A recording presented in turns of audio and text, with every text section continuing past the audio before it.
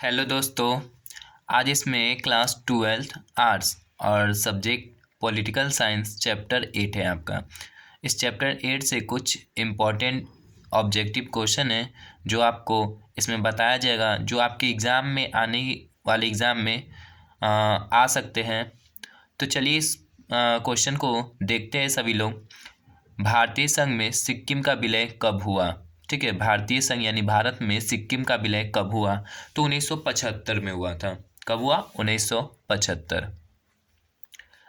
और ये सिक्किम भारत का 22वां राज्य बना। 22वां राज्य।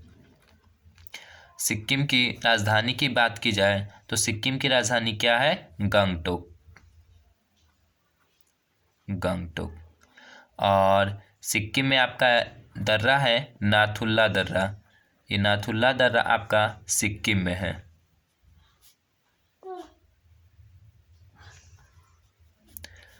अगला है आपका कि गोवा पर किस विदेशी राज का शासन था?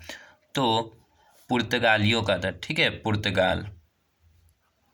भारत आने वाला प्रथम यूरोपीय पुर्तगाली था। ठीक है, वास्को डी गामा आया था। और गोवा की राजधानी क्या है? पणजी। गोवा की राजधानी है पणजी। और ये भारत का सबसे छोटा राज्य है गोवा। और गोवा में जिलों की संख्या कितना है? ठीक है, बिहार में 38 जिला है और गोवा में कितना जिला है? 2 जिला है गोवा में। पुर्तगालियों ने गोवा को कब छोड़कर गया? तो 1961 में छोड़कर गया था। ठीक है, कब? 1961 में। द्वितीय विश्व युद्ध के दौरान किन 2 शहरों पर एटम बम गिराया गया था? तो देखिए, अमेरिका गिराया था। ठीक है, अमेरिका गिराया था जापान के 2 शहर पर, हिरोशिमा और नागासाकी। शहर का नाम है हिरोशिमा। हिरोशिमा। दूसरा आपका है नागासाकी। इन 2 शहरों पर एटम बम यानी परमाणु बम गिराया गया था। हिरोशिमा पर आपका 6 अगस्त को गिराया गया। 6 अगस्त 1945। और नागासाकी पर 9 अगस्त 1945 को गिराया गया। ठीक है, इस पर लिटिल बॉय बम, परमाणु बम का नाम, इसमें फैटमैन। ठीक है, और ये दोनों शहर कहाँ है आपका? जापान में। सुंदरलाल बहुगुणा किस आंदोलन से संबंधित है? तो चिपको आंदोलन से संबंधित है। इनका योगदान था चिपको आंदोलन में। चिपको आंदोलन, जिसमें पेड़ों को काटने से बचाया गया। ठीक है, और ये कहाँ हुआ था चिपको आंदोलन? उत्तराखंड में। उत्तराखंड में। उत्तराखंड की राजधानी क्या है? देहरादून। देहरादून उत्तराखंड की राजधानी है। अब अगला क्वेश्चन आपका क्या कह रहा है कि बिहार विधान परिषद के सदस्यों का कार्यकाल क्या है, यानी कितने वर्ष का होता है इनके सदस्यों का कार्यकाल? तो इनके सदस्यों का कार्यकाल 6 वर्ष का होता है। ठीक है, कितना? 6 वर्ष। और ये विधानमंडल का अस्थाई सदन है। ठीक है, ये विधानमंडल का क्या? अस्थाई सदन है। अस्थाई सदन।